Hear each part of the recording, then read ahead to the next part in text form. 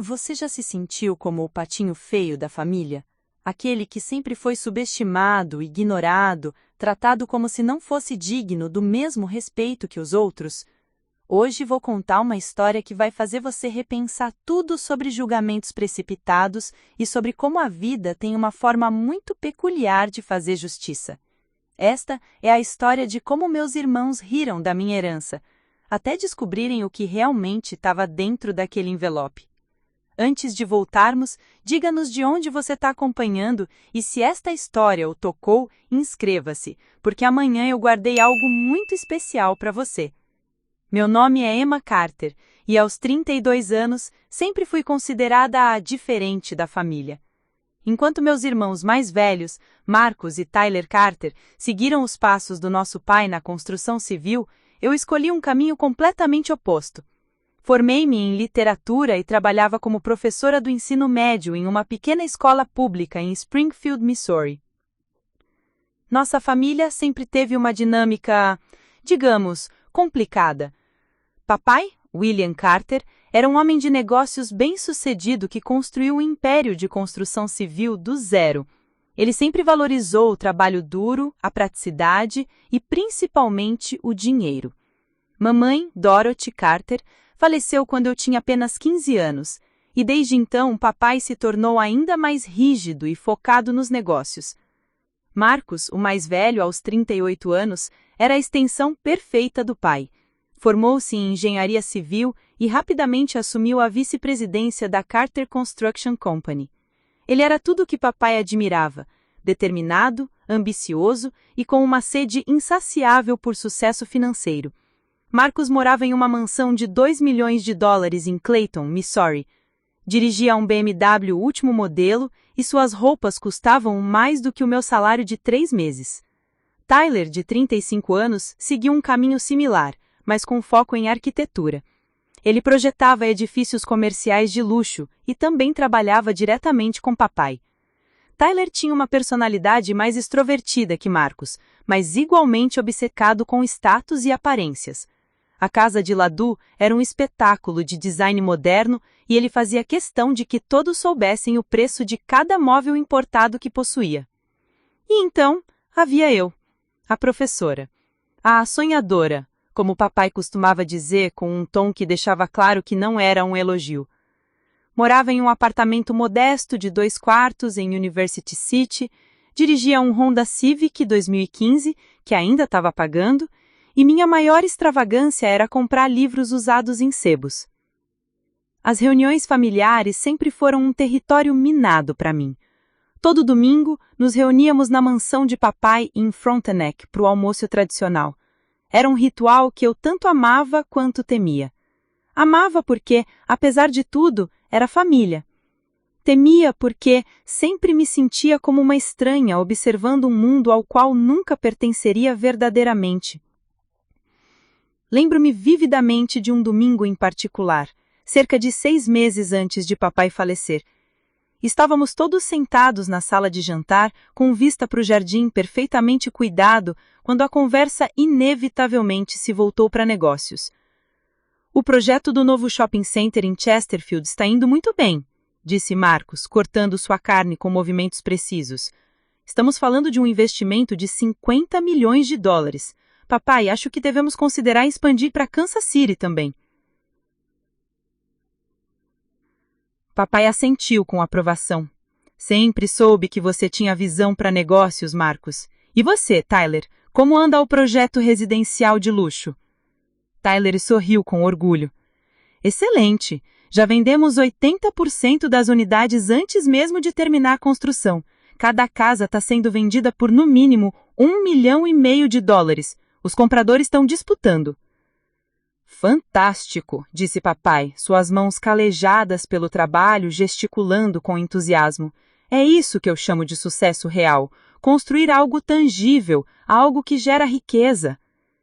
E então, como sempre acontecia, todos os olhares se voltaram para mim. Eu estava silenciosamente comendo minha salada, torcendo para que a conversa mudasse de rumo, mas sabia que era inevitável. E você, Emma? Perguntou papai, com aquele tom familiar de decepção mal disfarçada. Como anda a sua Carreira de ensino.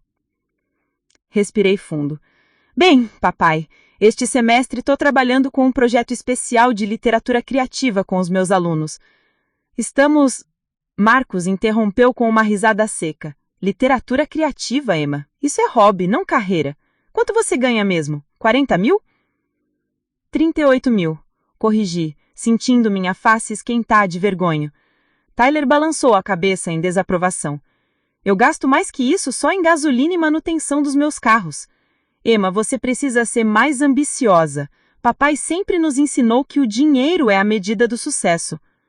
O dinheiro não é tudo, respondi baixinho, sabendo que estava lutando uma batalha perdida. Papai deixou escapar um suspiro profundo. Emma, filha, eu admiro a sua paixão pela educação. Mas você precisa entender que ideais não pagam contas, não constroem patrimônio, não garantem segurança para o futuro. Mas eu sou feliz fazendo o que eu faço, insisti, minha voz soando mais fraca do que eu gostaria. Felicidade é um luxo que poucos podem se dar ao luxo de ter, disse papai, sua voz assumindo aquele tom autoritário que eu conhecia desde criança. Seus irmãos entenderam isso. Eles construíram impérios. E você? A pergunta ficou suspensa no ar como uma nuvem de tempestade. Eu não tinha resposta que eles quisessem ouvir. Na verdade, eu estava lutando financeiramente. Meu salário mal cobria as despesas básicas e eu frequentemente me perguntava se havia feito as escolhas certas na vida. Marcos se inclinou para frente, assumindo aquele ar de irmão mais velho que sabia de tudo. Emma, ainda tem tempo. Você poderia voltar para a escola, fazer um MBA, talvez trabalhar com a gente. Papai sempre disse que há lugar para a família na empresa. Desde que você abandone essas fantasias de professora. Não é trabalho para uma Carter. Aquelas palavras me atingiram como um soco no estômago. Não é trabalho. Como se ensinar jovens, inspirar mentes, fazer diferença na vida das pessoas fosse algo menor, algo de se envergonhar. Papai permaneceu em silêncio por um longo momento, seus olhos azuis estudando meu rosto. Emma, você sempre foi teimosa, mesmo quando criança. Sempre seguia seu próprio caminho, independentemente do que eu ou seus irmãos achávamos melhor. Isso é ruim? Perguntei, genuinamente curiosa sobre sua resposta. Não é ruim, disse ele lentamente, mas, às vezes, a teimosia pode custar caro, muito caro. Naquele momento, eu não tinha ideia de quão proféticas eram suas palavras. Os meses que se seguiram foram uma montanha-russa emocional. Papai começou a mostrar sinais de deterioração de saúde. Aos 72 anos, William Carter sempre pareceu indestrutível. Era alto, forte, com uma presença que dominava qualquer sala em que entrasse. Mas, de repente, ele começou a parecer menor, mais frágil. Primeiro foram as dores nas costas, que ele atribuiu a décadas de trabalho físico pesado. Depois vieram as dores de cabeça constantes e a fadiga inexplicável. Marcos e Tyler estavam tão ocupados com os negócios que mal notaram as mudanças. Mas eu sim. Talvez porque eu passava os domingos realmente observando o papai, em vez de apenas relatando conquistas financeiras. Foi em uma terça-feira chuvosa de outubro que papai finalmente concordou em ir ao médico. Eu ofereci para acompanhá-lo, mas ele recusou. Não precisa faltar ao trabalho por minha causa, Emma. Sei que cada dia de salário conta para você. A ironia não passou despercebida. Ele estava mais preocupado com o meu magro salário do que com a possibilidade de sua própria saúde estar em risco. 3 dias depois, recebemos o diagnóstico: câncer pancreático em estágio avançado. O médico foi direto. Papai tinha, no máximo, 6 meses de vida. A notícia nos atingiu como um tsunami. Marcos cancelou todas as reuniões de negócios. Tyler adiou 3 projetos importantes. E eu? Eu simplesmente me sentei no corredor do hospital e chorei como não chorava desde a morte da mamãe. Nos meses que se seguiram, nossa dinâmica familiar mudou drasticamente. Papai se tornou mais introspectivo, mais reflexivo. Ele começou a fazer perguntas estranhas sobre minha vida, meu trabalho, meus sonhos. Perguntas que nunca havia feito antes. Emma, disse ele em uma de nossas últimas conversas sérias, você se arrepende de ter escolhido ser professora? A pergunta me pegou de surpresa. Estávamos sentados na varanda de sua casa, observando o pôr do sol sobre o lado artificial que ele havia mandado construir anos antes. Não, papai. Apesar de tudo, não me arrependo. Eu amo o que faço. Ele assentiu lentamente. Sabe, Emma, eu passei a vida inteira construindo coisas com as mãos, prédios, casas, empresas, mas você constrói pessoas, e talvez isso seja mais importante do que eu jamais consegui entender. Aquelas palavras me surpreenderam profundamente. Era a primeira vez na vida que eu via algo parecido com a aprovação de William Carter sobre minha escolha de carreira. Papai, deixe-me terminar, ele interrompeu gentilmente. Seus irmãos são homens bons, trabalhadores, ambiciosos. Eles vão continuar o legado da empresa, mas você, Emma, você tem algo que eles não têm. O que é isso? Ele me olhou com aqueles olhos azuis que estavam ficando mais opacos a cada dia. Você tem coração. Você se importa com pessoas, não apenas com lucros, e isso vale mais do que qualquer cifra em uma conta bancária. Foram suas últimas palavras realmente significativas para mim. Uma semana depois, William Carter faleceu pacificamente no seu sono, deixando para trás um império de construção civil avaliado em mais de $100 milhões e 3 filhos com visões muito diferentes sobre o que constituía uma vida bem vivida. O funeral foi uma produção grandiosa, como o papai teria desejado. 500 pessoas compareceram, parceiros de negócios, funcionários, autoridades locais. Marcus e Tyler se comportaram como anfitriões, recebendo condolências e discutindo discretamente sobre o futuro da empresa. E eu? Eu me mantive nos bastidores, vestida com o meu único vestido preto decente, observando a teatralidade de tudo aquilo. Não era que eu não estivesse triste, estava devastada, mas havia algo sobre a maneira como todos tratavam a morte de papai como uma oportunidade de networking que me deixava desconfortável. Foi durante o jantar pós-funeral que o advogado da família, Robert Mitchell, anunciou que a leitura do testamento aconteceria na segunda-feira seguinte. Marcus e Tyler trocaram olhares confiantes. Afinal, eles eram os herdeiros óbvios de um império que ajudaram a construir. E eu? Bem, todos nós sabíamos que eu receberia alguma quantia simbólica, talvez o suficiente para quitar o meu carro ou fazer uma pequena reforma no apartamento. Nenhum de nós poderia imaginar o que realmente nos esperava naquele envelope lacrado que mudaria nossas vidas para sempre. Preparar e narrar esta história nos tomou bastante tempo, então se você estiver gostando, inscreva-se no nosso canal, isso significa muito para nós. Agora, voltando à história. A segunda-feira chegou com uma chuva fina que parecia refletir perfeitamente meu estado de espírito. O escritório de advocacia Mitchell & Associates ficava no centro de Clayton, num desses prédios históricos de tijolo vermelho que papai sempre admirava. Irônico que seu último ato oficial aconteceria em um lugar que ele próprio poderia ter construído décadas atrás. Cheguei alguns minutos antes do horário marcado, às 14h. A recepcionista, uma mulher elegante de meia-idade, me direcionou para uma sala de conferência no segundo andar. As paredes eram cobertas por estantes de livros advocatícios que pareciam nunca ter sido tocados, e uma mesa de maóguino polido dominava o centro do ambiente.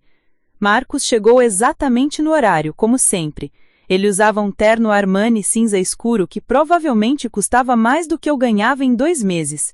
Seus pés de carne italiana brilhavam tanto que quase refletiam as luzes do teto. Ele me cumprimentou com um aceno frio de cabeça e se sentou do lado oposto da mesa, imediatamente verificando seus e-mails no celular. Tyler apareceu 3 minutos depois, igualmente bem vestido, mas com seu estilo mais relaxado. blazer de cachemira azul marinho, calça social perfeitamente cortada e uma gravata que reconheci como sendo da coleção limitada de uma marca francesa que eu só conhecia através de revistas.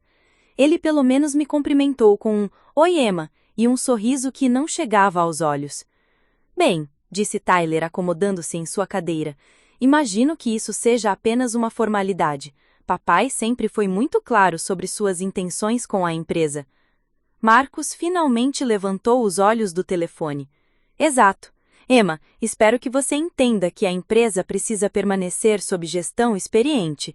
Não é nada pessoal." Antes que eu pudesse responder, não que soubesse o que dizer mesmo, a porta se abriu e Robert Mitchell entrou. O advogado da família há mais de 20 anos era um homem alto e magro, com cabelos grisalhos perfeitamente penteados e óculos de aros dourados que lhe davam um ar intelectual. Ele carregava uma pasta de couro marrom e tinha uma expressão estranhamente solene no rosto. "Boa tarde", disse ele, sua voz ecoando levemente na sala. "Obrigado por virem. Sei que este é um momento difícil para vocês." Ele se sentou na cabeceira da mesa e abriu sua pasta com movimentos deliberados. De dentro, retirou vários documentos e 3 envelopes lacrados de tamanhos diferentes. O maior era claramente para documentos oficiais. Os outros 2 eram menores, mais pessoais. "Antes de começarmos", disse Mitchell ajustando seus óculos, "preciso informá-los de que seu pai fez algumas alterações inusitadas em seu testamento nos últimos meses de vida. Alterações que, devo admitir, me surpreenderam." Marcos franziu a testa. "Que tipo de alterações?" "Vamos começar do início", respondeu Mitchell, ignorando a pergunta. "O testamento de William Carter foi registrado oficialmente há 3 meses, substituindo a versão anterior que datava de 5 anos atrás." Meu coração começou a bater mais rápido. Será que a proximidade da morte havia mudado sua perspectiva sobre muitas coisas? Mitchell pegou o primeiro documento.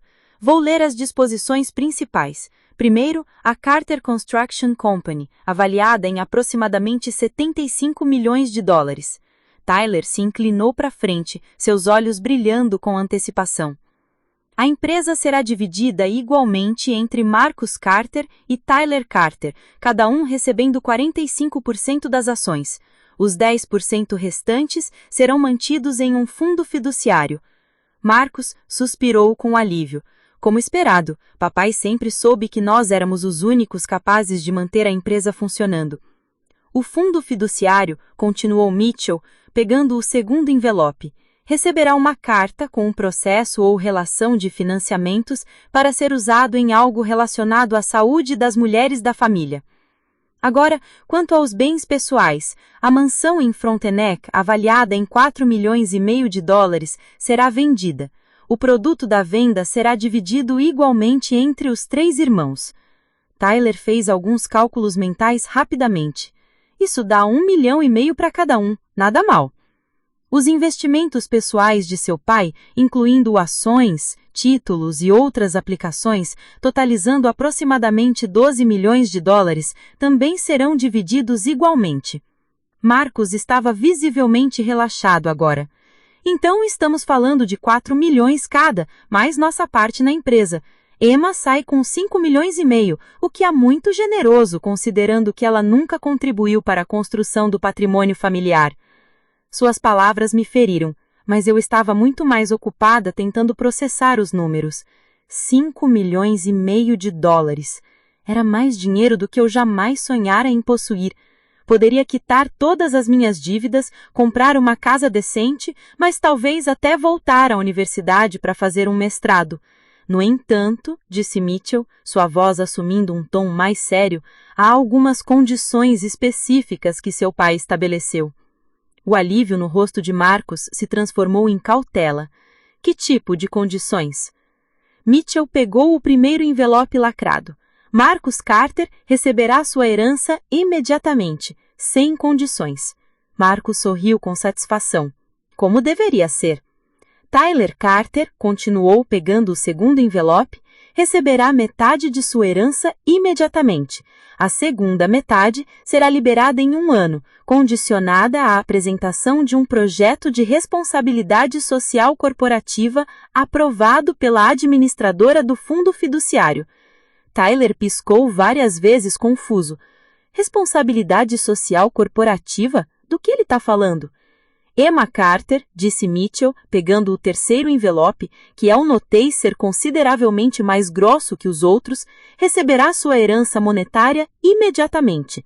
Além disso, ela receberá um item adicional especificado neste envelope lacrado que deve ser aberto somente na sua presença.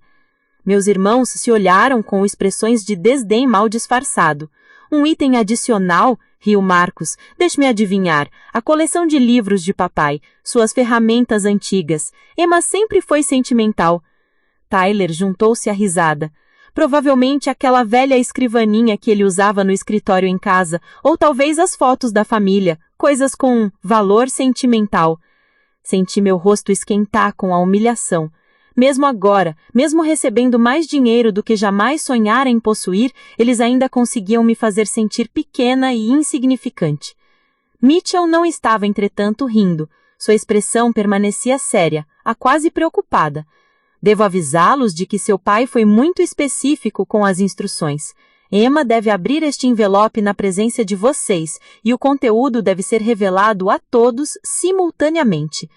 Tudo bem, disse Marcos, claramente entediado. Vamos acabar logo com isso, tenho uma reunião às 4. Tyler consultou seu Rolex. Eu também tenho compromissos. Emma, pode abrir essa coisa aí pra gente ir embora? Mitchell me entregou o envelope. Era pesado, muito mais pesado do que eu esperava. Meu nome estava escrito na letra característica de papai, aquela caligrafia angular que ele desenvolveu ao longo de décadas assinando contratos de construção. Emma Carter, para ser aberto somente na presença de Marcos e Tyler, estava escrito logo abaixo do meu nome. Com mãos tremulosas, rompi o lacre. Dentro havia vários documentos, mas o primeiro item que vi me fez congelar completamente. Era uma certidão de nascimento. Minha certidão de nascimento. Mas havia algo estranho nela, algo que nunca havia notado antes, porque nunca havia realmente estudado o documento com atenção. Na linha Nome do pai estava escrito William James Carter, como esperado.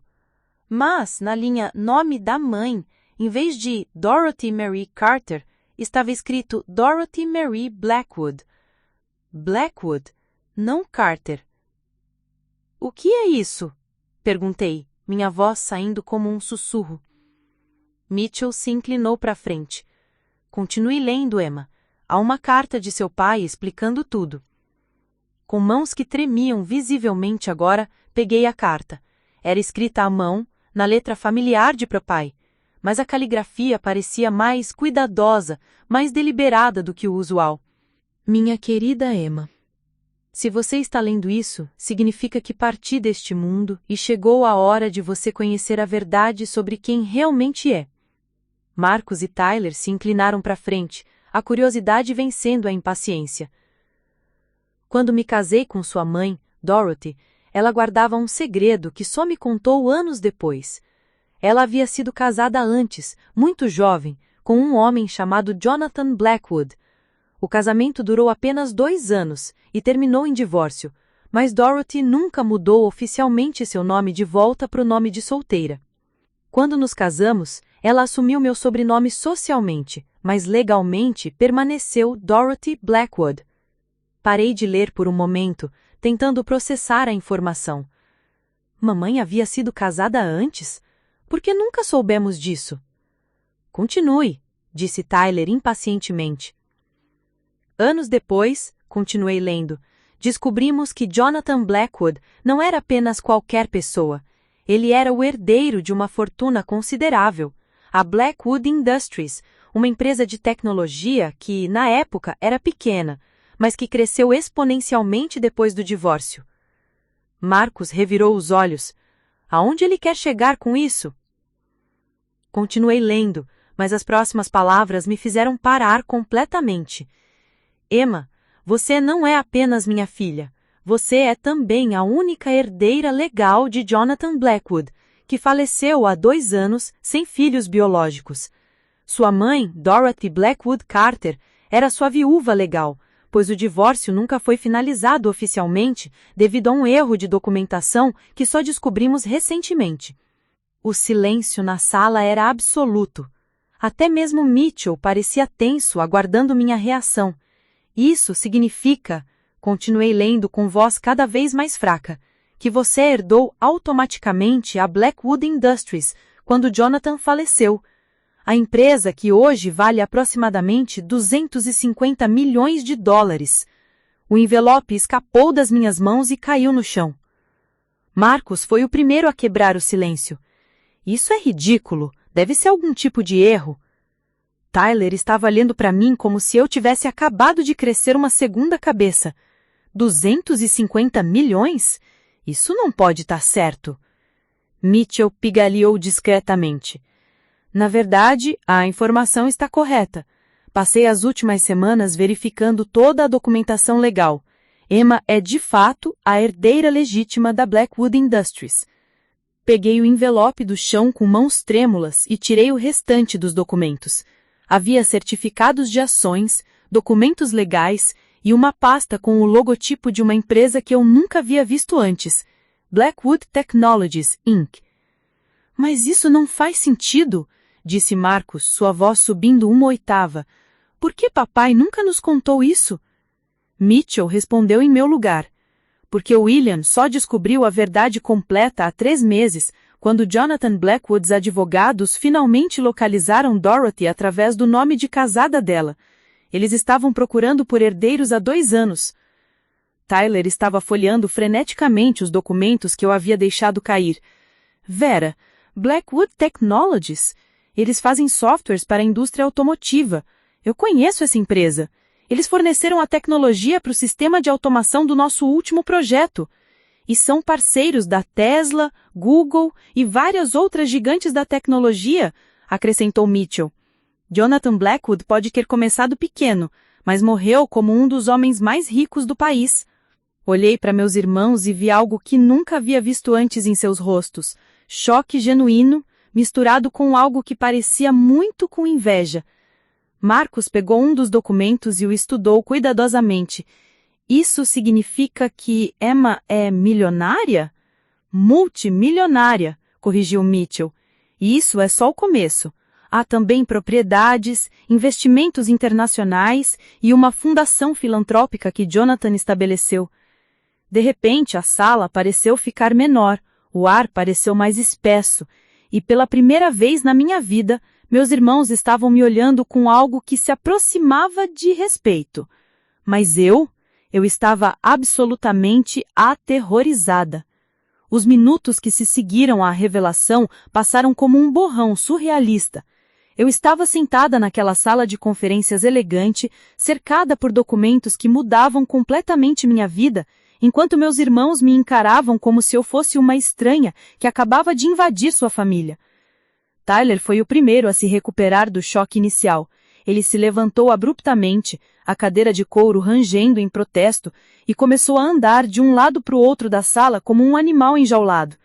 Não é possível, murmurou ele, passando as mãos pelos cabelos perfeitamente penteados. Simplesmente impossível. Emma não pode. Ela não pode ter... Ele parou de andar e se virou para Mitchell. Você tem certeza absoluta sobre esses documentos? Não pode haver algum erro? Mitchell ajustou seus óculos e abriu uma pasta adicional que tinha mantido fechada até aquele momento. Sr. Carter, eu entendo a sua surpresa, mas posso assegurar que realizamos uma investigação exaustiva. Contratamos 3 escritórios de advocacia independentes para verificar a autenticidade de todos os documentos. Os resultados foram unânimes. Marcos, por sua vez, permanecia sentado, mas sua postura havia mudado completamente. Ele estava inclinado para frente, os cotovelos apoiados na mesa, as mãos entrelaçadas tão apertadas que seus nós dos dedos estavam brancos. Seus olhos, normalmente crus e calculistas, agora mostravam uma mistura complexa de raiva, confusão e algo que eu nunca havia visto antes, medo.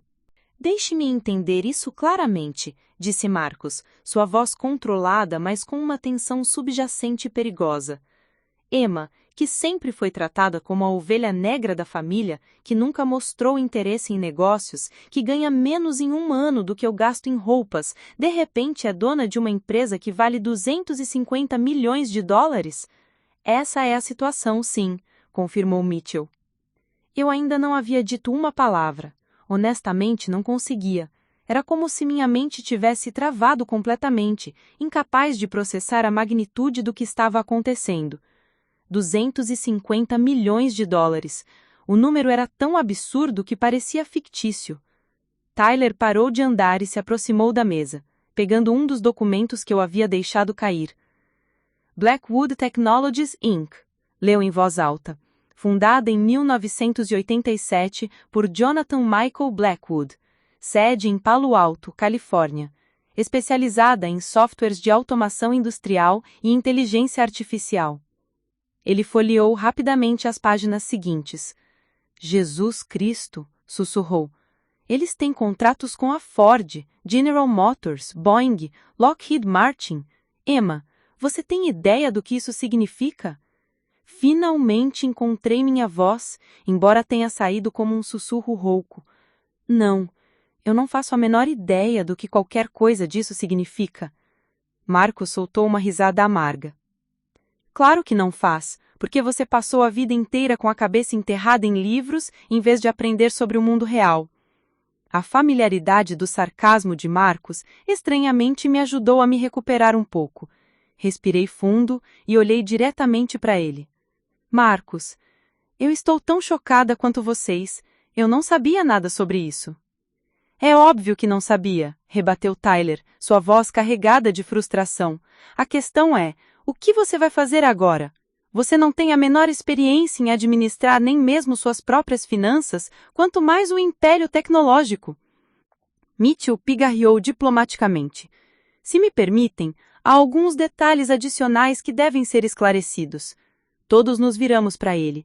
Eu estava quase com medo de ouvir o que mais poderia haver.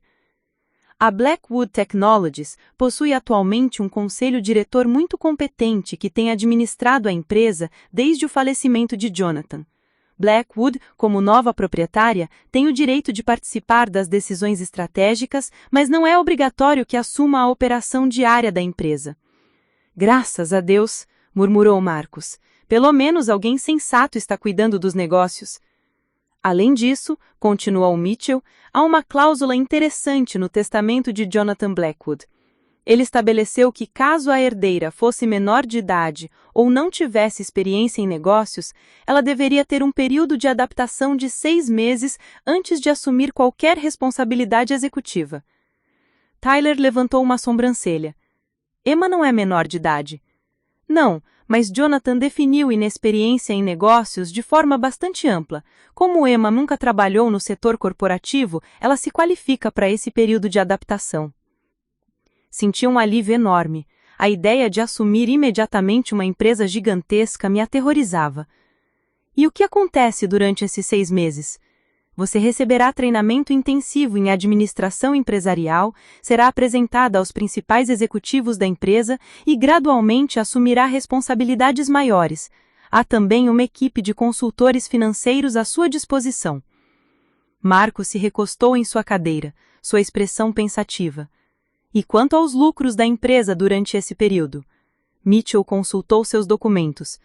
Emma receberá todos os dividendos e lucros, mas qualquer decisão financeira acima de 5 milhões de dólares deve ser aprovada pelo conselho diretor. 5 milhões, repeti Tyler lentamente. Ela pode gastar 5 milhões de dólares sem pedir permissão a ninguém? A realidade desses números estava começando a penetrar na minha mente. 5 milhões de dólares. Era mais do que Marcos e Tyler ganhariam em vários anos, mesmo com os seus salários altos na empresa de papai. De repente, Marcos se levantou. Eu preciso sair daqui. Isso é muita loucura para processar. Marcos, espere, chamei, mas ele já estava se dirigindo para a porta. Ele parou com a mão na maçaneta e se virou para mim. Por um momento vi uma vulnerabilidade nos seus olhos que nunca tinha visto antes. Emma, você tem ideia do que isso significa para nossa família, para nossa dinâmica, para tudo que sempre soubemos sobre quem somos? Antes que eu pudesse responder, ele abriu a porta e saiu, deixando apenas o eco de seus passos no corredor. Tyler permaneceu por mais alguns minutos, estudando os documentos com uma expressão que oscilava entre fascínio e ressentimento. Blackwood Technologies, murmurou novamente. Eles são líderes absolutos no mercado. Ele olhou para mim com uma expressão estranha. Emma, você acabou de se tornar uma das mulheres mais ricas de Missouri, talvez de todo o meio-oeste. A afirmação me atingiu como um soco no estômago. Tyler, eu não sei o que fazer com essa informação. Bem, disse ele, sua voz assumindo um tom mais prático, você vai ter que aprender rapidamente, porque, goste ou não, você agora é oficialmente a pessoa mais poderosa dessa família. Ele reuniu seus pertences e se dirigiu para a porta, mas parou antes de sair. Emma, só uma coisa. Espero que você se lembre de quem sempre esteve ao seu lado quando você não tinha nada. A implicação era clara, e me fez sentir enjoada. Ele já estava pensando em como se beneficiar da minha nova situação. Depois que Tyler saiu, fiquei sozinha com o Mitchell. O silêncio na sala era pesado, carregado de implicações que eu ainda estava lutando para compreender. Senhora Carter, sei que isso é muito para processar. Gostaria de sugerir que tomemos algumas medidas práticas imediatas.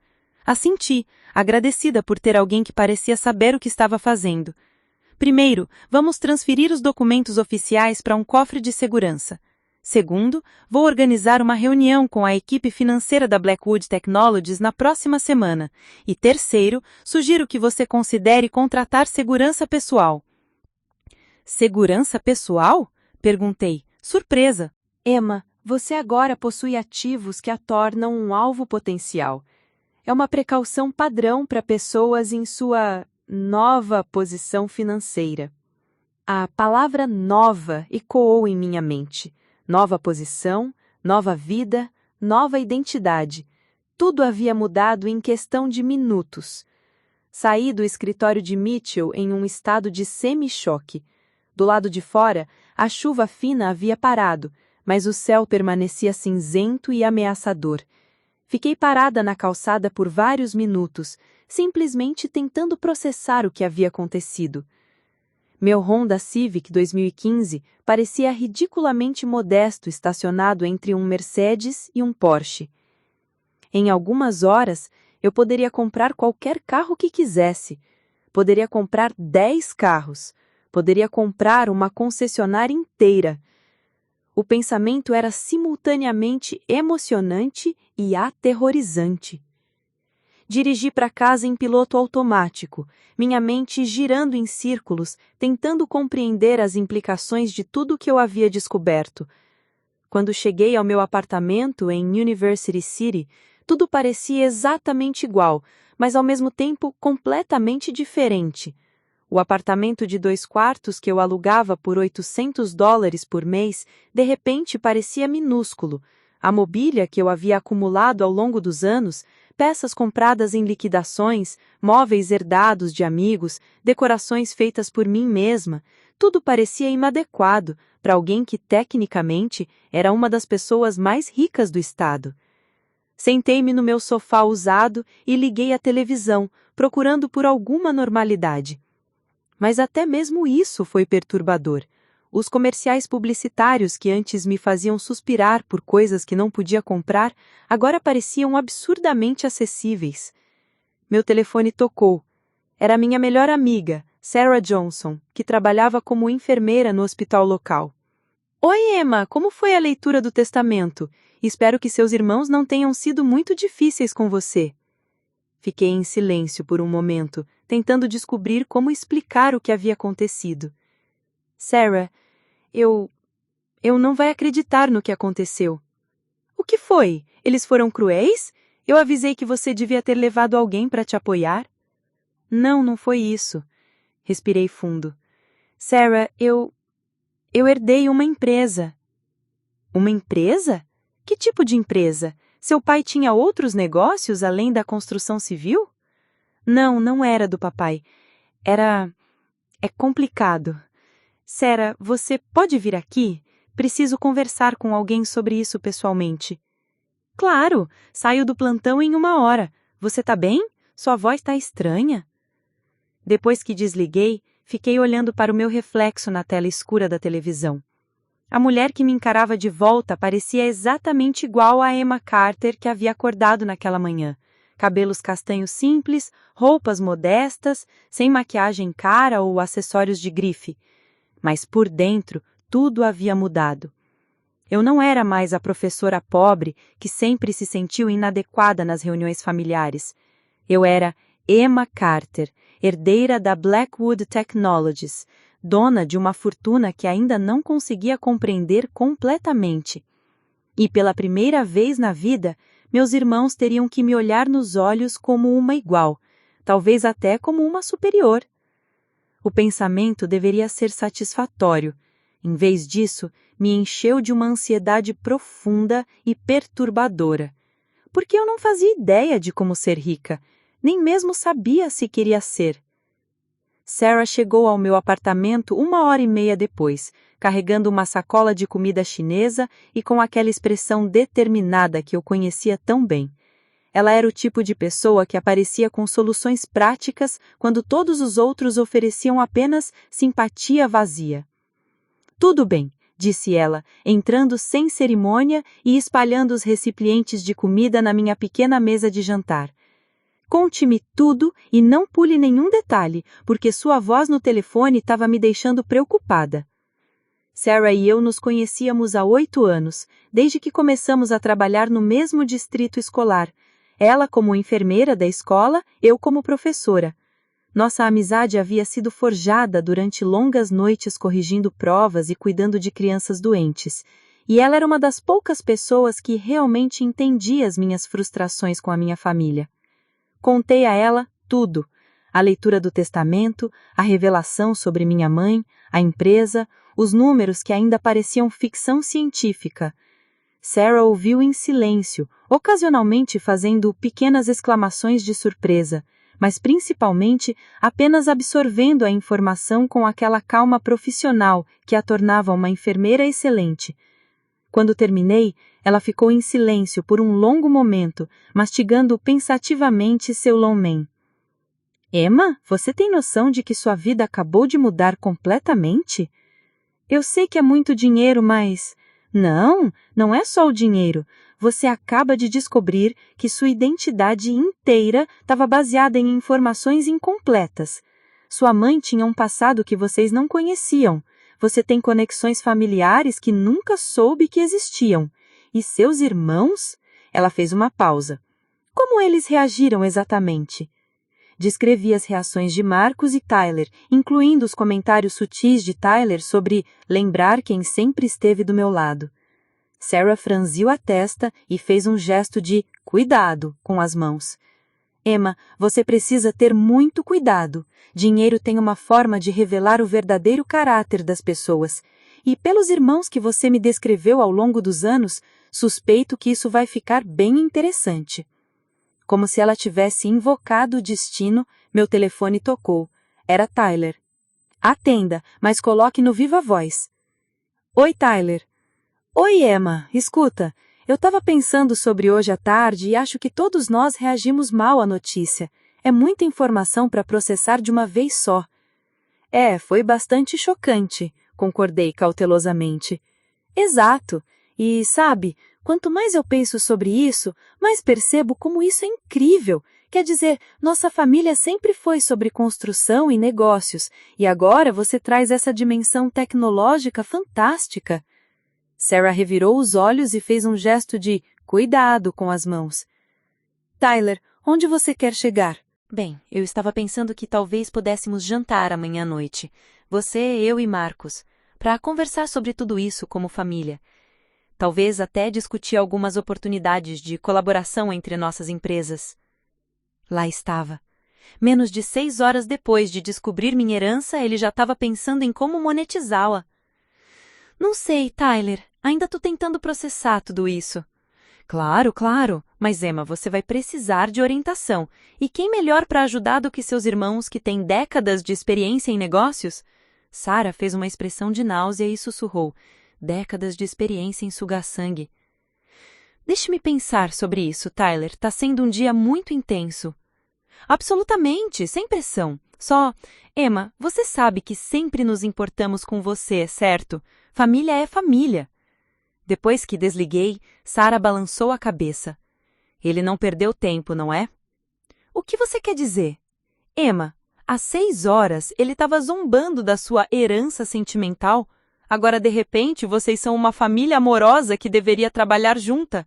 Acorda. Ela tinha razão, é claro.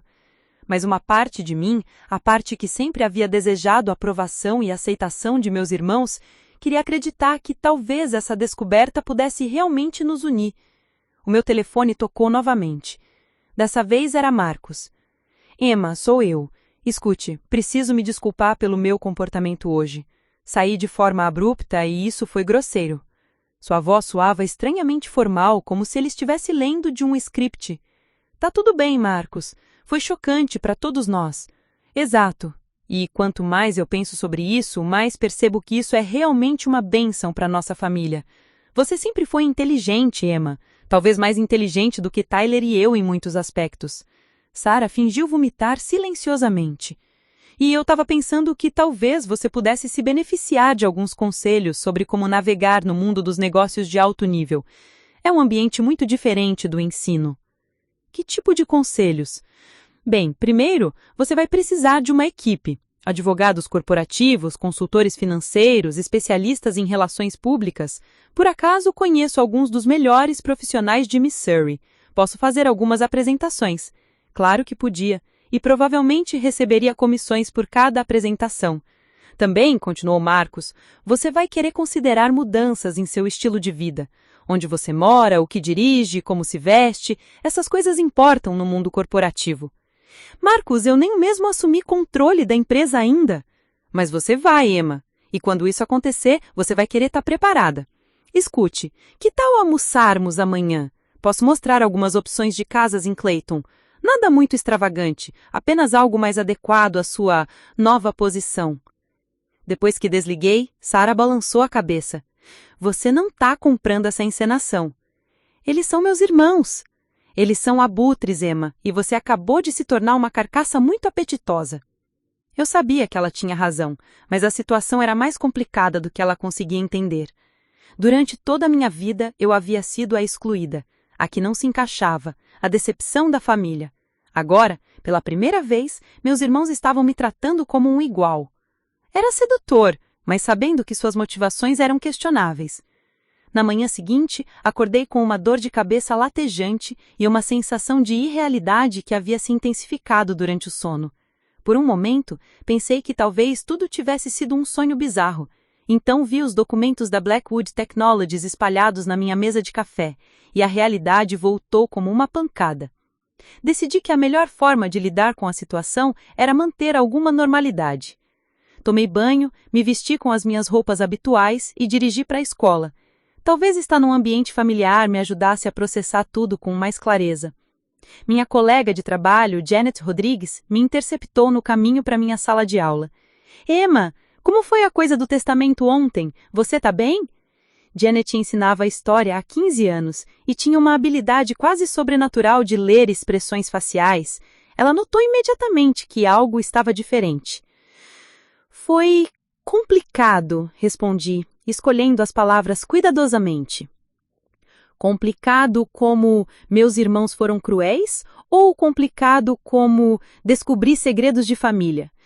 Definitivamente o segundo. Então conte-me.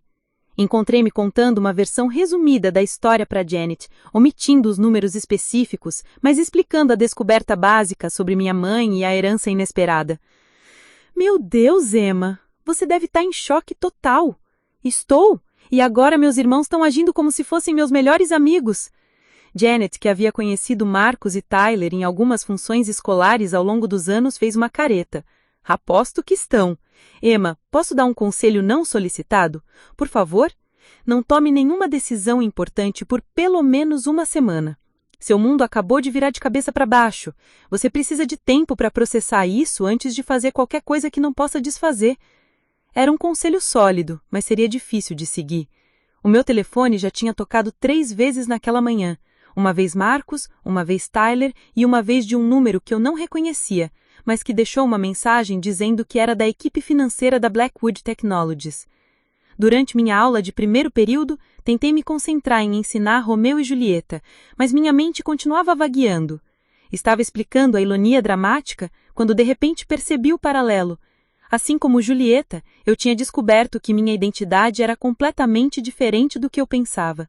A diferença era que, em vez de descobrir que estava apaixonada por um inimigo, eu tinha descoberto que era herdeira de uma fortuna. Um dos meus alunos, Kevin Martinez, levantou a mão. Professora Carter, a senhora está bem? A senhora parece diferente hoje. Até mesmo meus alunos adolescentes estavam notando que algo havia mudado. Era como se carregar o conhecimento da minha nova situação tivesse alterado algo fundamental em minha postura ou expressão. Estou bem, Kevin. Só pensando em algumas coisas pessoais. Vamos voltar para Shakespeare. Durante o almoço, Janet me encontrou novamente. Emma, há boatos circulando. Que tipo de boatos? Bem, aparentemente Tyler esteve fazendo algumas ligações para pessoas que ele conhece no distrito escolar, perguntando sobre procedimentos para pedidos de licença. Meu estômago afundou. Licença?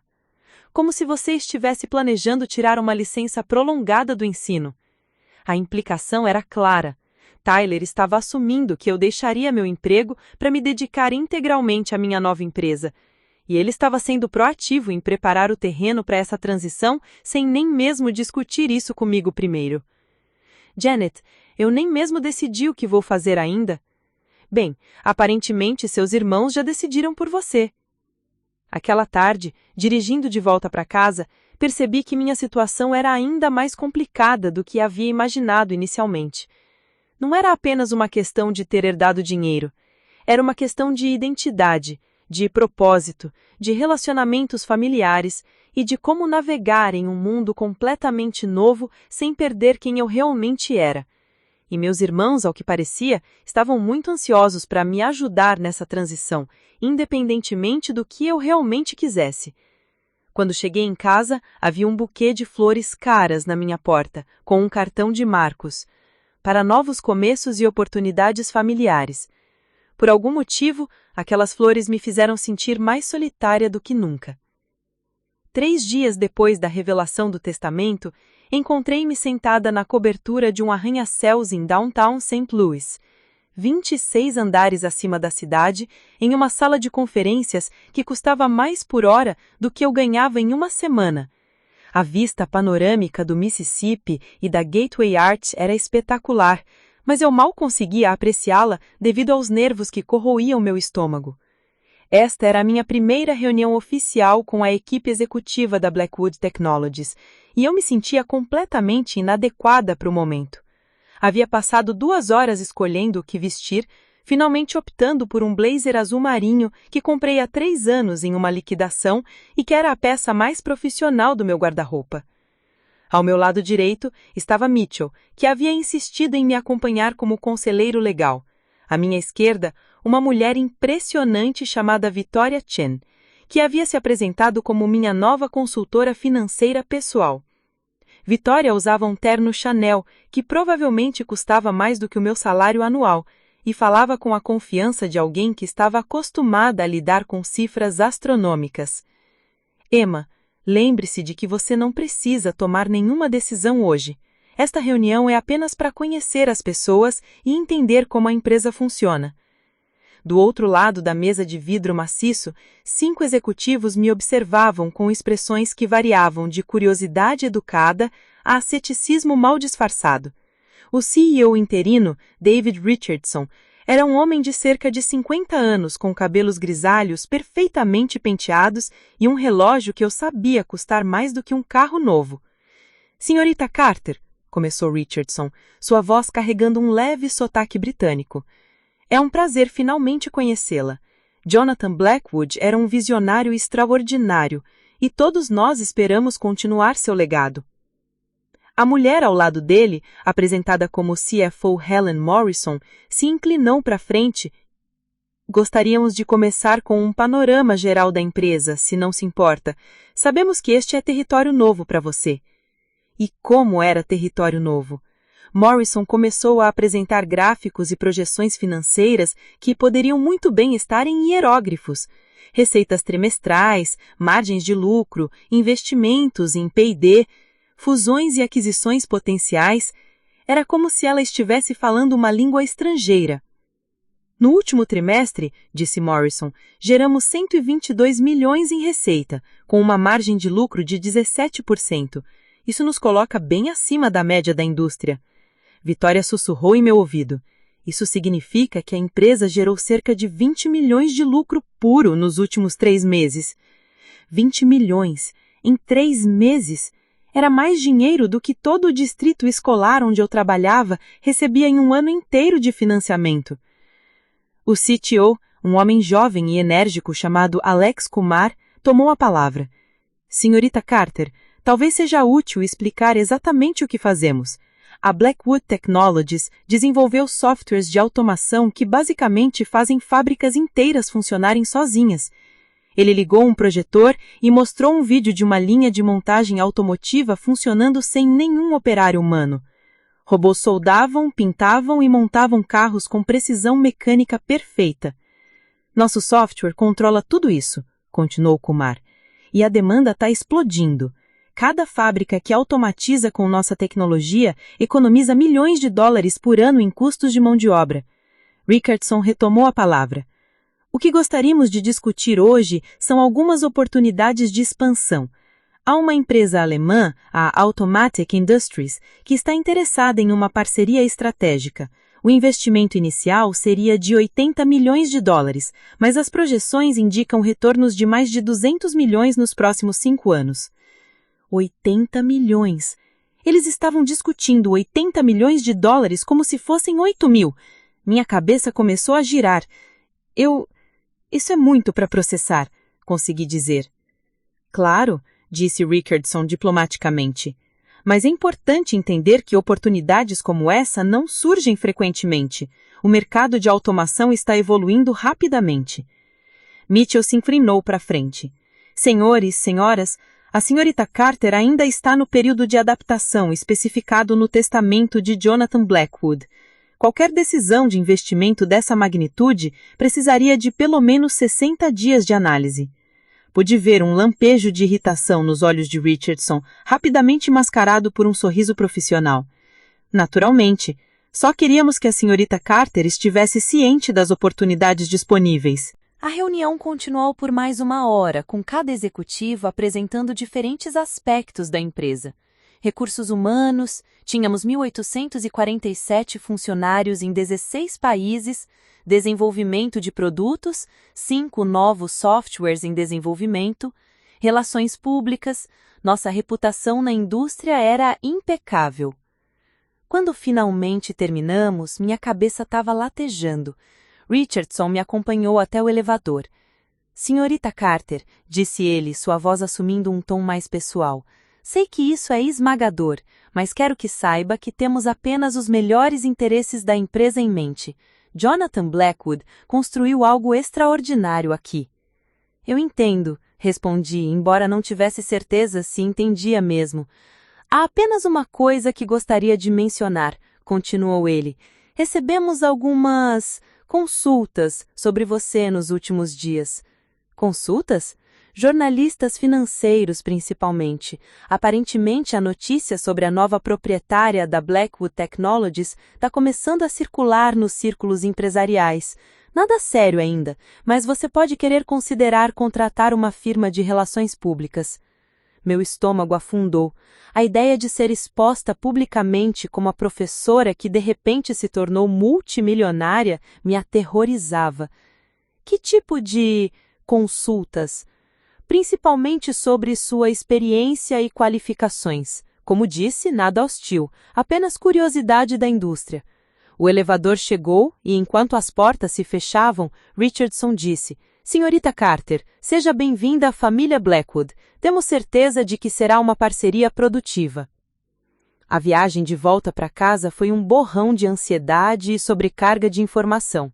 Victoria me acompanhou até meu carro, meu Honda Civic modesto parecendo ridiculamente inadequado no estacionamento cheio de BMWs, Mercedes e Teslas. Emma, disse ela antes de eu partir, como você está se sentindo sobre tudo isso? Honestamente, aterrorizada. Victoria sorriu compreensivamente. É normal, ninguém está preparado para esse tipo de responsabilidade da noite para o dia. Mas você tem uma equipe excelente e Richardson realmente sabe o que está fazendo. Victoria, posso perguntar uma coisa? Claro.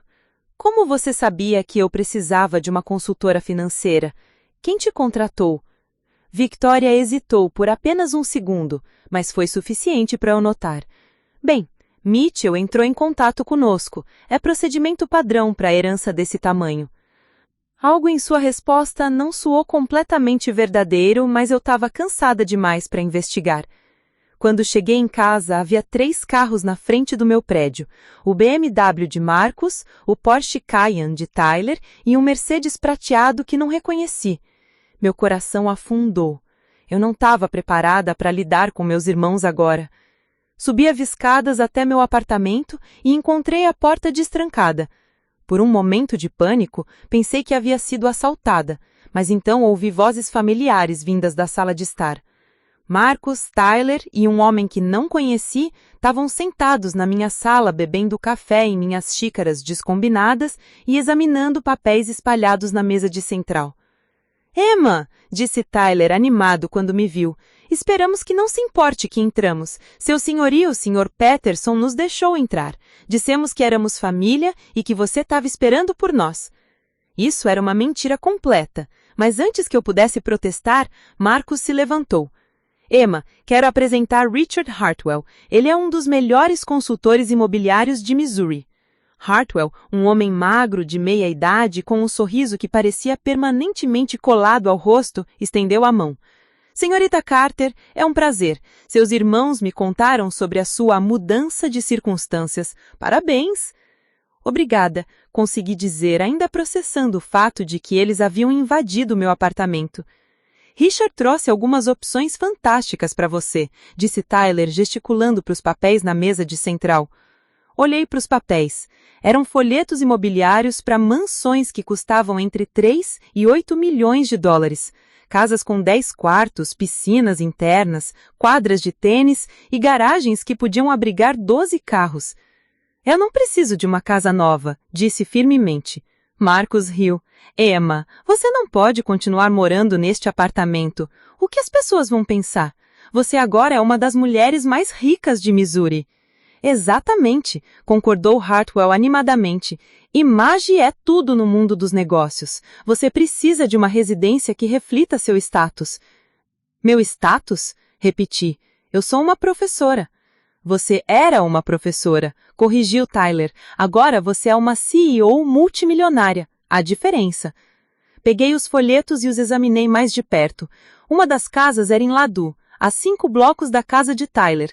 Outra em Clayton, no mesmo bairro que de Marcus. A terceira era em Froneck, ironicamente perto da antiga casa de papai. Vocês escolheram casas perto das de vocês, observei. Bem, é lógico, família deve ficar próxima e você vai precisar de orientação durante essa transição.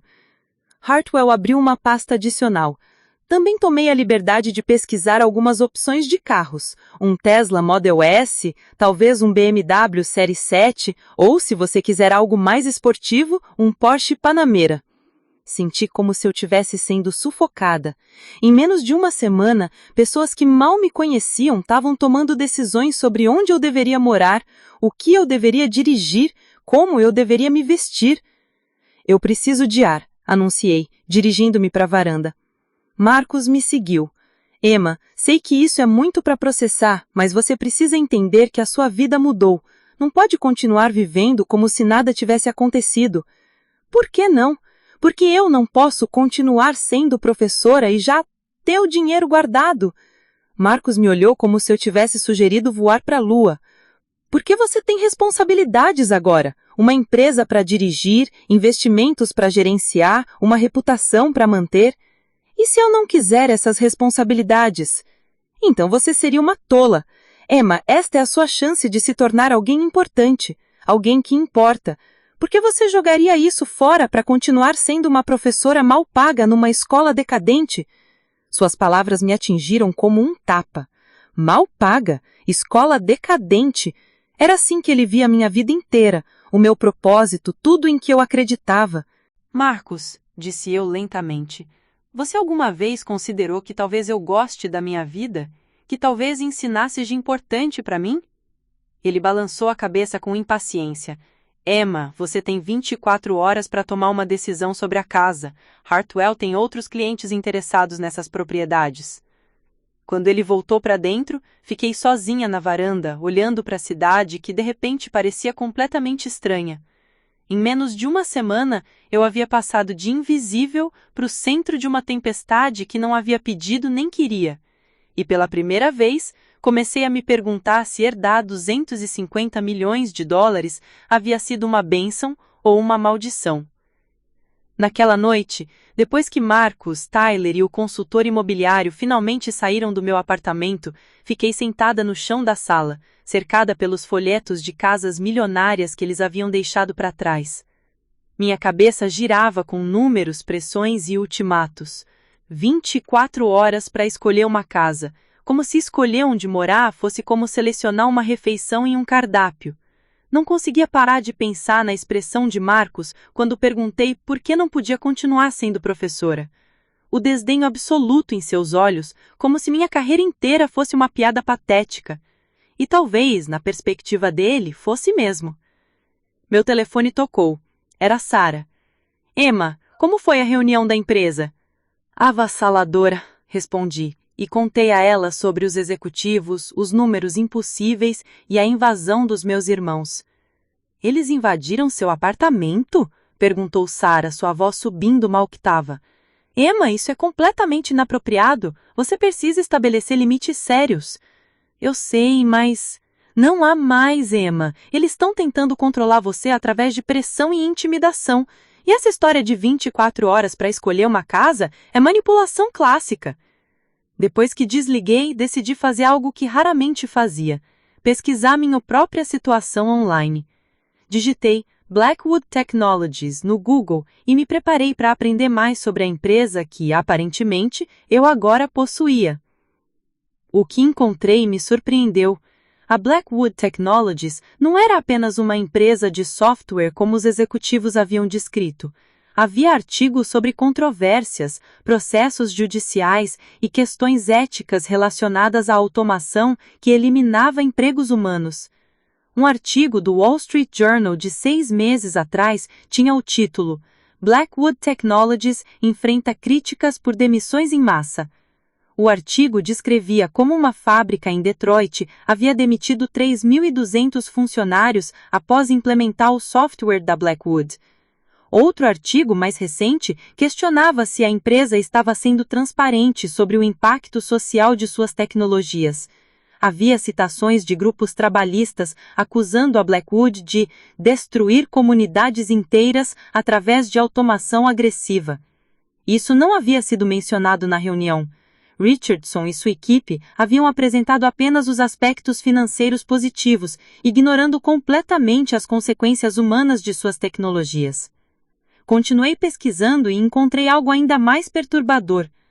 Havia rumores, ainda não confirmados, de que Jonathan Blackwood estava sendo investigado pela SEC, Securities and Exchange Commission, por possível manipulação de mercado antes de sua morte. Nada havia sido provado, mas as alegações existiam. Meu estômago revirou. Será que eu havia herdado não apenas uma fortuna, mas também potenciais problemas legais? Decidi que precisava de mais informações. No dia seguinte, em vez de ir diretamente para a escola, dirigi até a Biblioteca Pública Central de St. Louis. Se eu ia ser proprietária de uma empresa controversa, precisava entender exatamente no que estava me metendo. A bibliotecária de referência, uma mulher gentil chamada Mrs. Henderson, me ajudou a acessar bancos de dados jornalísticos que não estavam disponíveis publicamente online. Durante as próximas 3 horas, mergulhei em uma realidade completamente diferente daquela que havia sido apresentada na reunião corporativa. A Blackwood Technologies tinha, de fato, um histórico problemático. Além das demissões em massa, havia questões sobre condições de trabalho em suas fábricas parceiras no exterior, alegações de espionagem industrial e pelo menos 6 processos judiciais ativos de ex-funcionários alegando práticas trabalhistas injustas. Jonathan Blackwood em si era uma figura controversa, descrito por alguns como um visionário, por outros como um capitalista predador sem consciência social.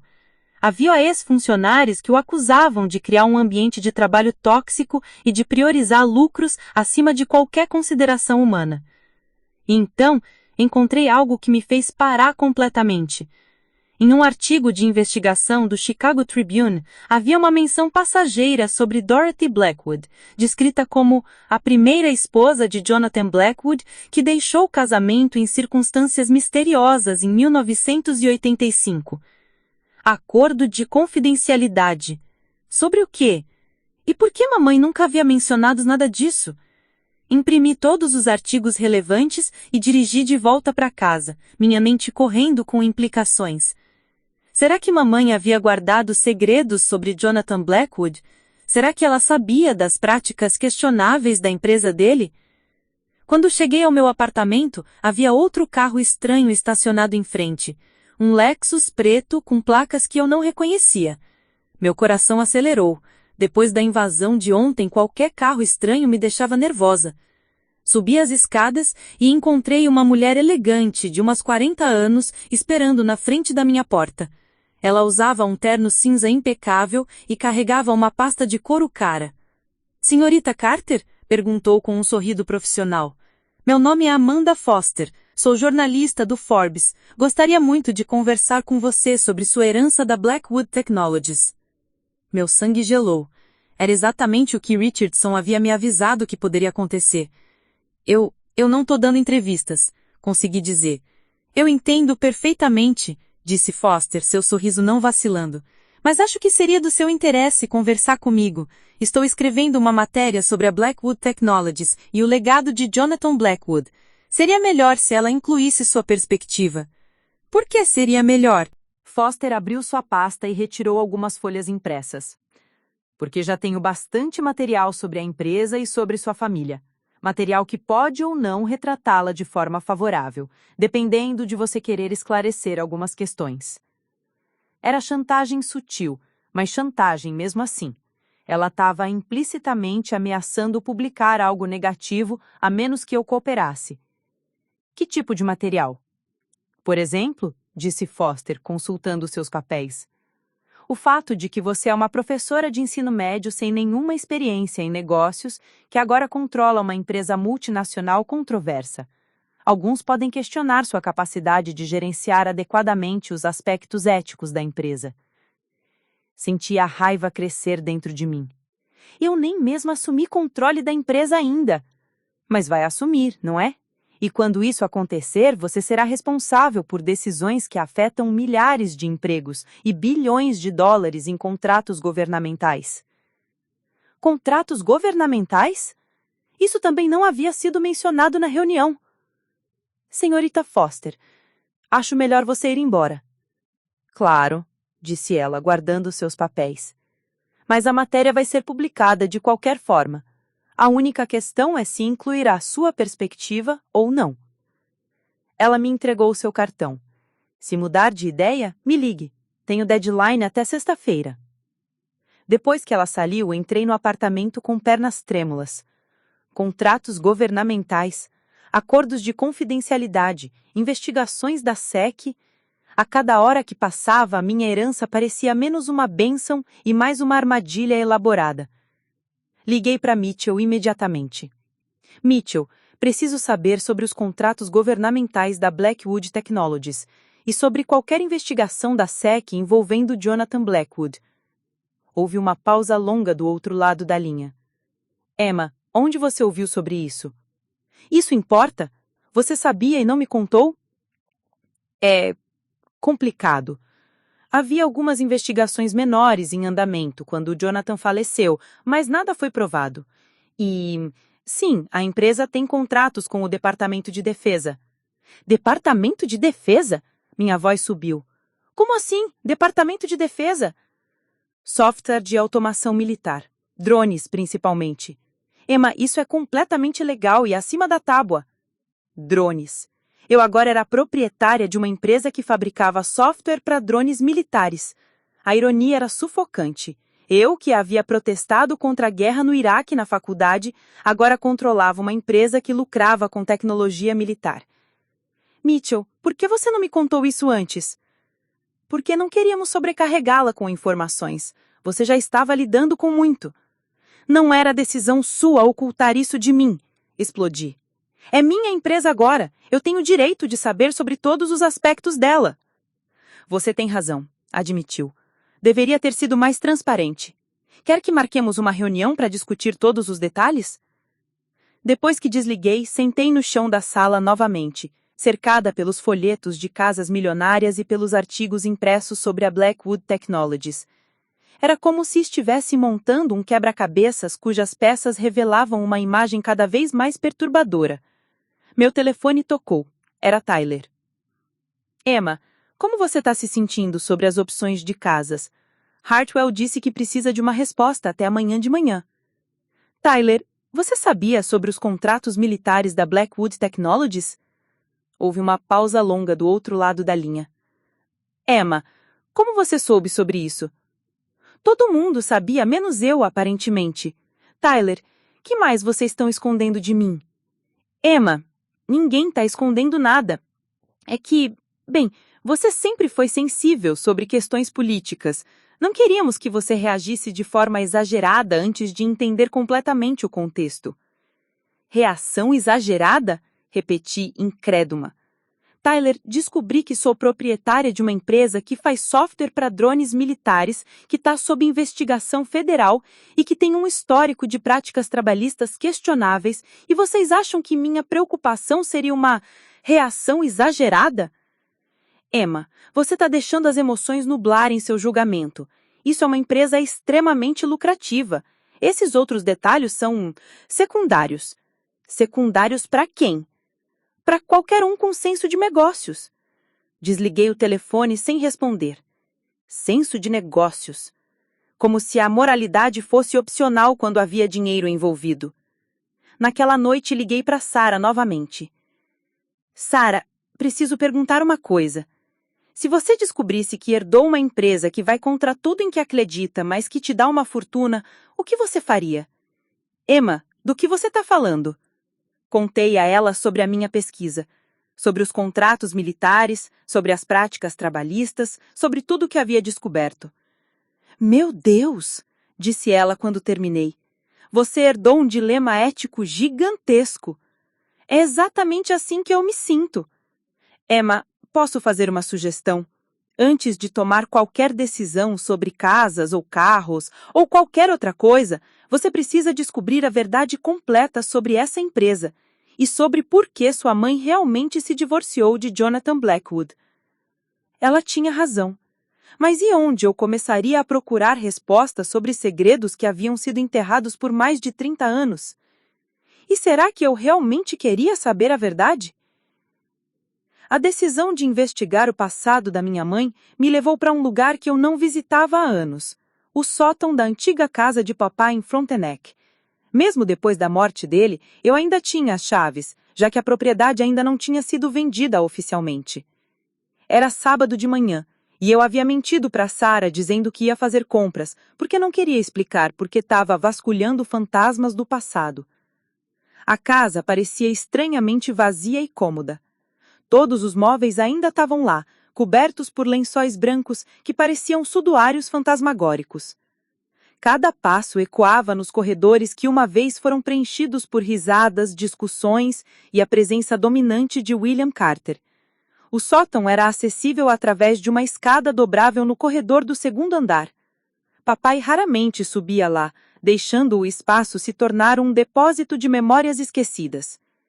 Quando puxei a escada e subi, fui recebida pelo cheiro de poeira e tempo parado.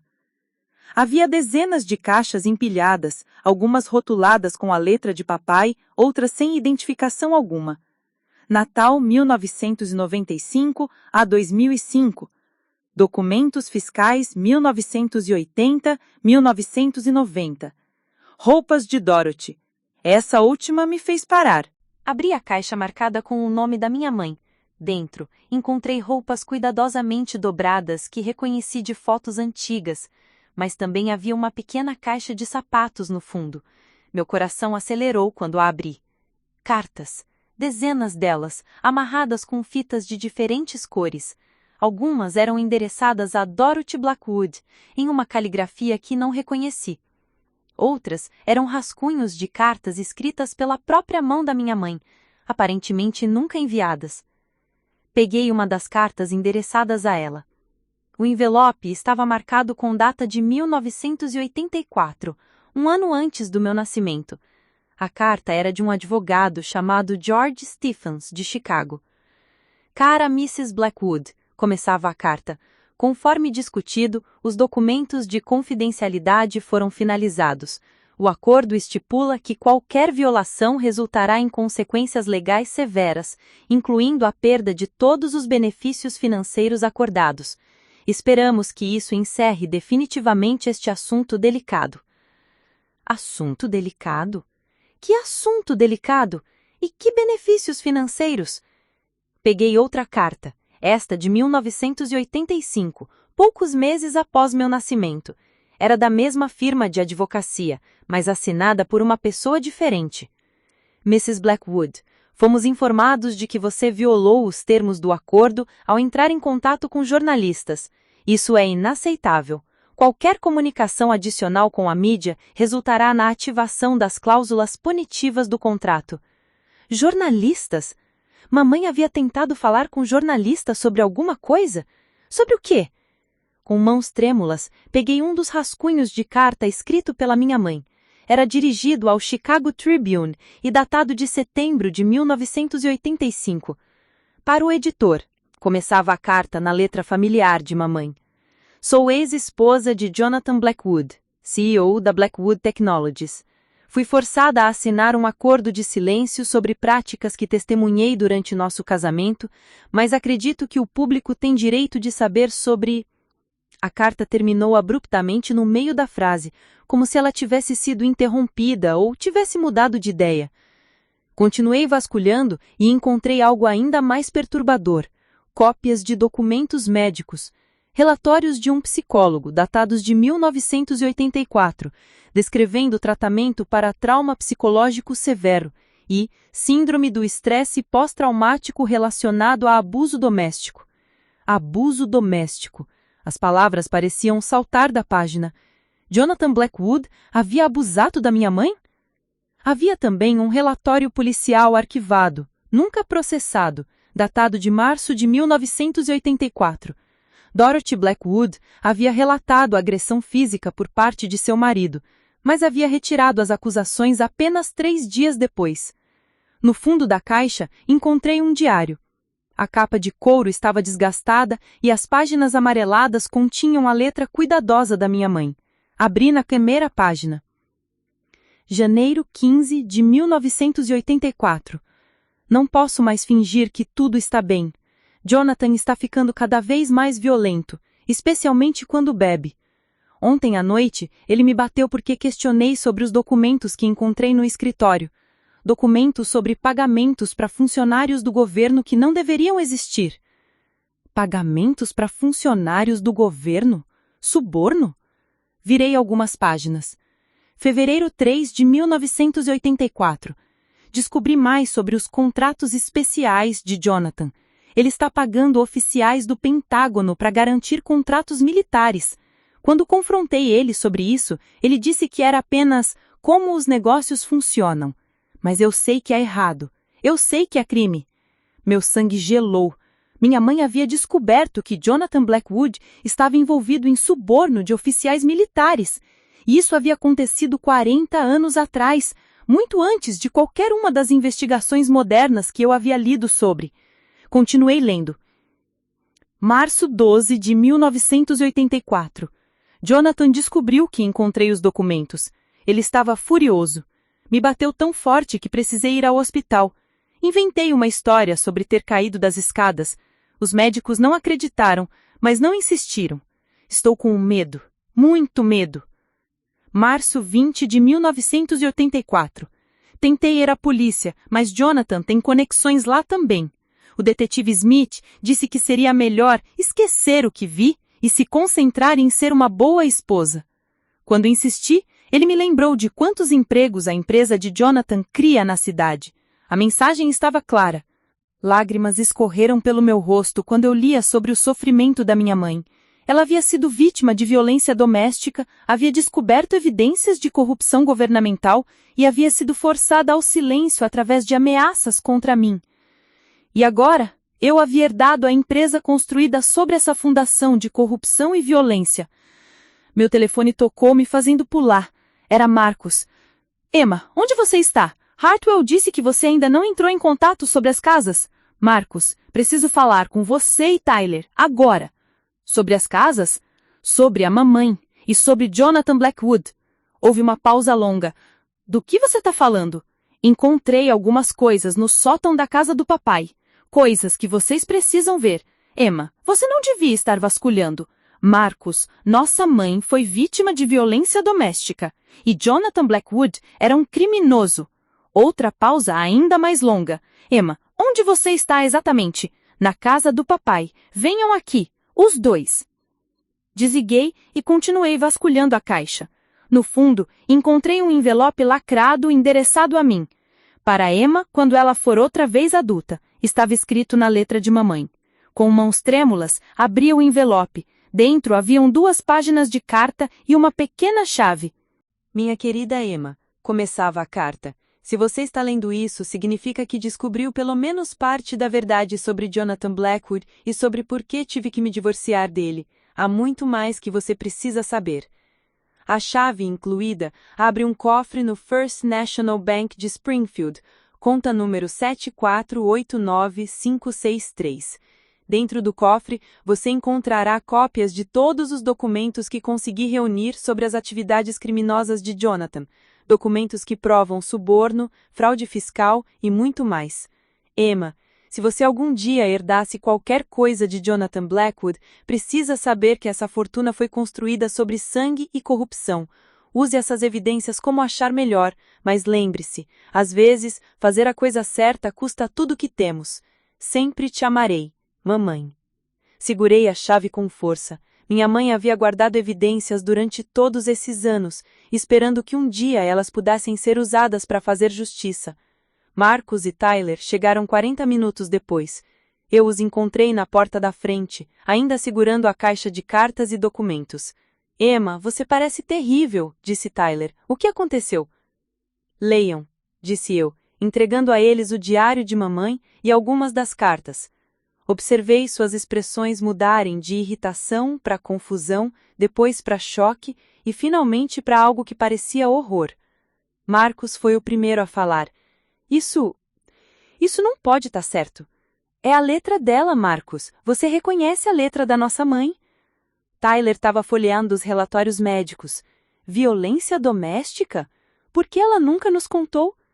Porque ela foi forçada a assinar um acordo de silêncio. Porque ameaçaram tirar a minha custódia se ela falasse. Marcos se sentou pesadamente na escada da frente. Emma, se isso for verdade... Se for verdade? Repeti incrédula. Marcos, é óbvio que é verdade. E significa que cada centavo que herdei foi ganho através de corrupção e crime. Tyler estava lendo a carta que mamãe havia deixado para mim. Ela diz que há mais evidências em um cofre? Mostrei a eles a chave. Documentos que provam suborno e fraude fiscal. Os 3 ficamos em silêncio por um longo momento, cada um de nós processando as implicações do que havíamos descoberto. Finalmente, Marcos falou. Emma, você precisa pensar cuidadosamente sobre isso. Pensar sobre o quê? Sobre o que você vai fazer com essas informações. Se você tornar isso público, não vai destruir apenas a Blackwood Technologies, vai destruir milhares de empregos, bilhões de dólares em investimentos e vai expor a verdade, terminei para ele. Tyler se juntou a Marcos. Emma, isso aconteceu há 40 anos. As pessoas envolvidas provavelmente estão mortas. Qual é o ponto de arrastar isso à tona agora? Olhei para meus irmãos, os mesmos homens que haviam zombado da minha herança apenas uma semana atrás, e realizei que eles estavam me pedindo para encobrir crimes, porque fazer a coisa certa seria financeiramente inconveniente. O ponto, disse eu lentamente, é que mamãe sofreu e foi silenciada para proteger esses segredos, e ela confiou em mim para usar essas informações quando chegasse a hora certa. Mas, Emma, você tem que pensar no futuro, na sua fortuna, na nossa família. Segurei a chave com mais força. Estou pensando, Marcos. Estou pensando que talvez mamãe estivesse certa quando disse que às vezes fazer a coisa certa custa tudo o que temos. E pela primeira vez desde que herdei 250 milhões de dólares, eu sabia exatamente o que precisava fazer. Na segunda-feira de manhã, 3 dias após descobrir os segredos de mamãe, dirigi até o First National Bank de Springfield, com a chave pequena apertada em minha mão suada. Marcos e Tyler haviam passado o fim de semana tentando me convencer a pensar racionalmente sobre a situação, mas minha mente estava clara pela primeira vez em semanas. O gerente do banco, um homem gentil chamado Robert Hayes, me acompanhou até a área dos cofres no subsolo. A chave funcionou perfeitamente no cofre 7489563, e quando eu abri a porta estreita, meu coração quase parou. Dentro havia 3 pastas volumosas, cada uma etiquetada com anos diferentes: 1982 e 1984, 1985 e 1987 e evidências adicionais. Também havia uma pequena fita cassete com uma etiqueta que dizia: "Pra Emma, a verdade completa". Peguei a fita cassete primeiro.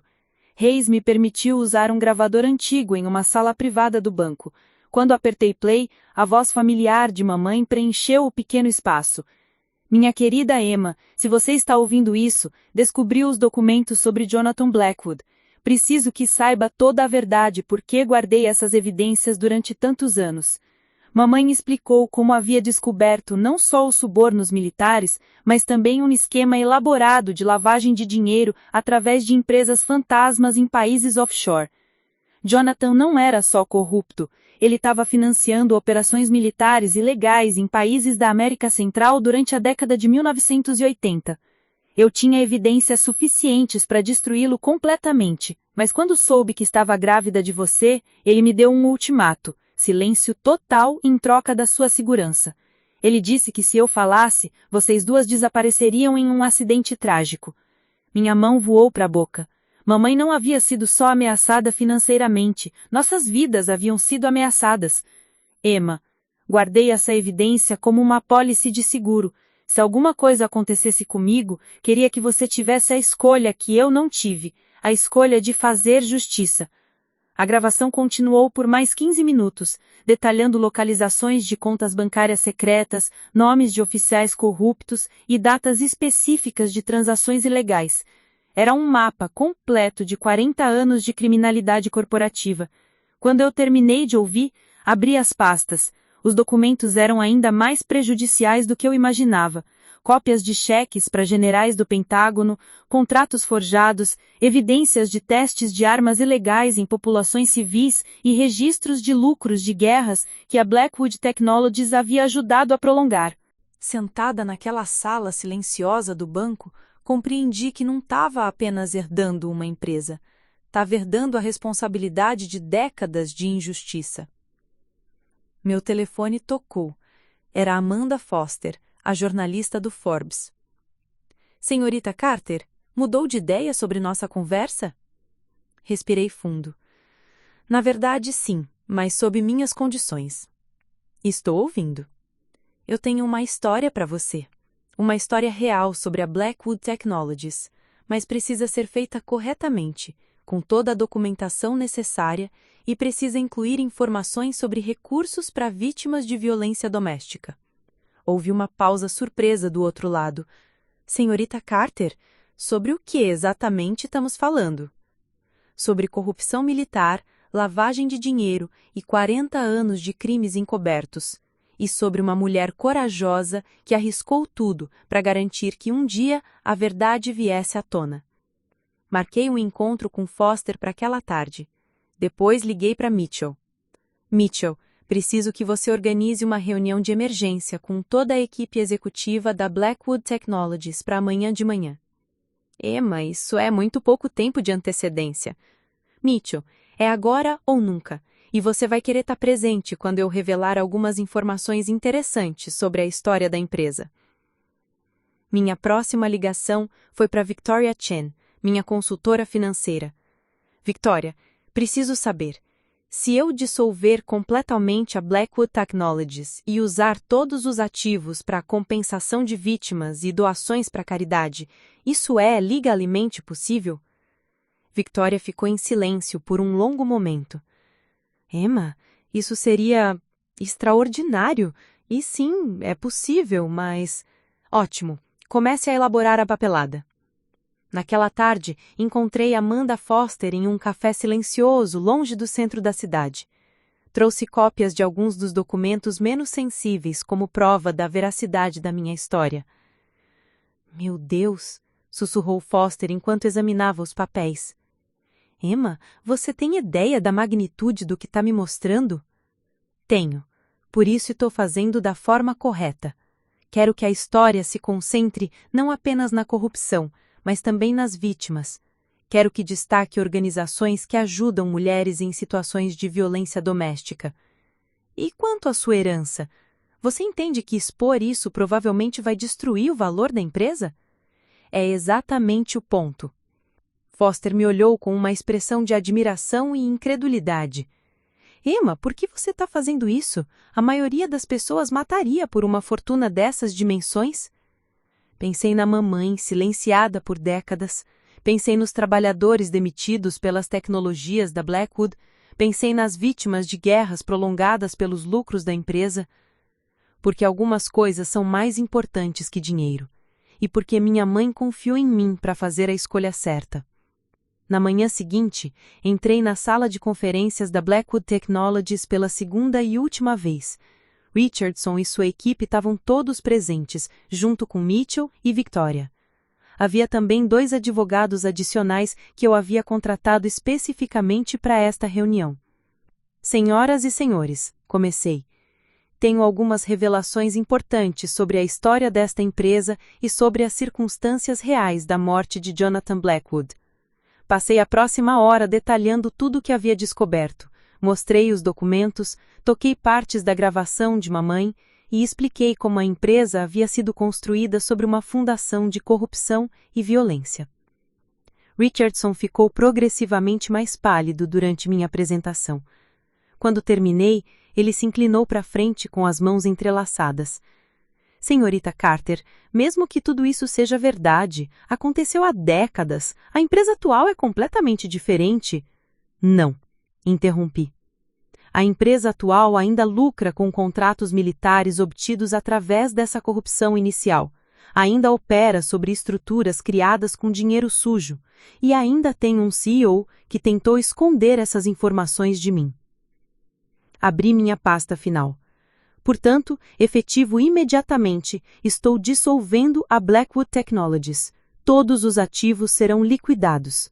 50% dos lucros irão para um fundo de compensação para comunidades afetadas por demissões em massa causadas por nossa automação.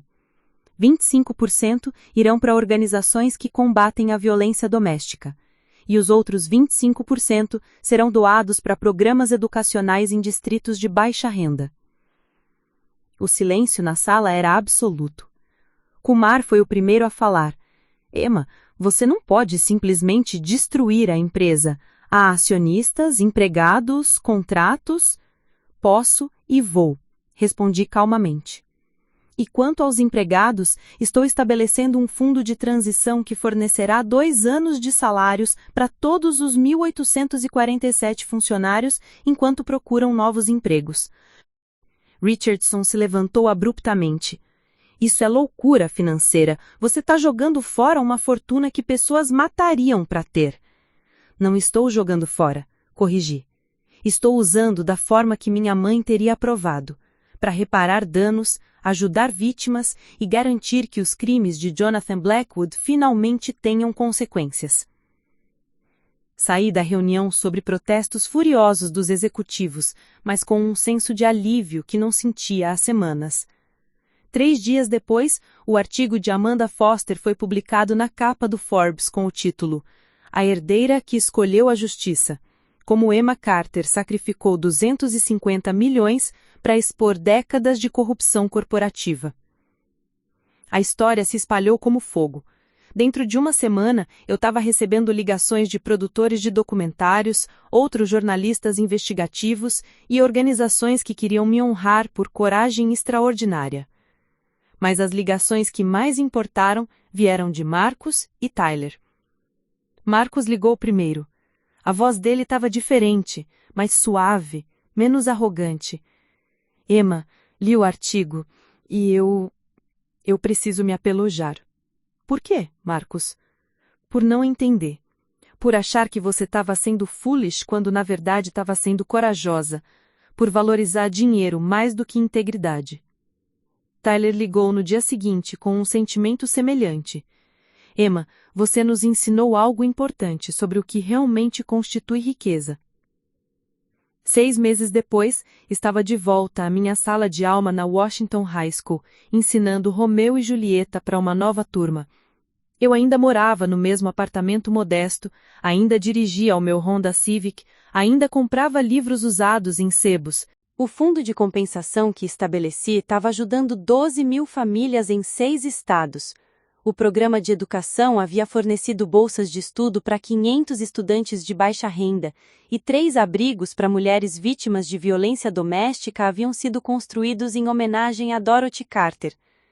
Sarah veio me visitar uma tarde, carregando comida chinesa, como sempre. — Você se arrepende? Perguntou ela enquanto comíamos. — Do quê? De ter desistido de 250 milhões de dólares? Olhei pela janela do meu apartamento para a cidade que eu amava, pensando na sensação de paz que havia encontrado desde que tomei minha decisão. Sarah, descobri algo interessante sobre riqueza. A verdadeira riqueza não é sobre quanto você tem, é sobre como você usa o que tem para fazer diferença. Peguei uma foto da minha mesa. Era uma foto antiga de mamãe, sorrindo em um dos seus raros momentos felizes. Além disso, continuei, mamãe sempre me ensinou que nossa verdadeira herança não são as coisas que recebemos, mas as escolhas que fazemos. E pela primeira vez na vida, tenho certeza de que fiz a escolha que ela teria orgulho. Naquela noite, antes de dormir, escrevi em meu diário, um hábito que havia adotado desde encontrar o diário de mamãe. Hoje marca 6 meses desde que descobri que era herdeira de uma fortuna. E também marca 6 meses desde que descobri que a verdadeira herança que mamãe me deixou não estava em nenhum envelope ou conta bancária. Era a coragem de fazer a coisa certa, mesmo quando custa tudo o que temos. Meus irmãos riram da minha parte da herança no início, mas no final descobrimos todos que a herança mais valiosa não pode ser medida em dólares, é medida na diferença que fazemos na vida das outras pessoas. E essa herança? Essa é uma riqueza que ninguém pode tirar de mim. Fechei o diário e olhei para a foto de mamãe na minha mesa de cabeceira. Por um momento, jurei que pude ver orgulho nos seus olhos. Obrigada, mamãe, sussurrei na escuridão, por me ensinar que algumas escolhas valem mais que qualquer fortuna. E pela primeira vez na vida, tenho certeza de que fiz a escolha que ela teria orgulho. A verdadeira herança, descobri, não estava no envelope que meus irmãos tanto desprezaram. Estava na força de caráter que me permitiu abrir mão de tudo para fazer justiça. E essa riqueza duraria para sempre. A seguir, você tem mais 2 histórias de destaque bem na sua tela. Se esta te surpreender, você não vai querer perder. É só clicar e conferir. E não se esquece de curtir, se inscrever e ativar o sininho para não perder nenhuma publicação nossa.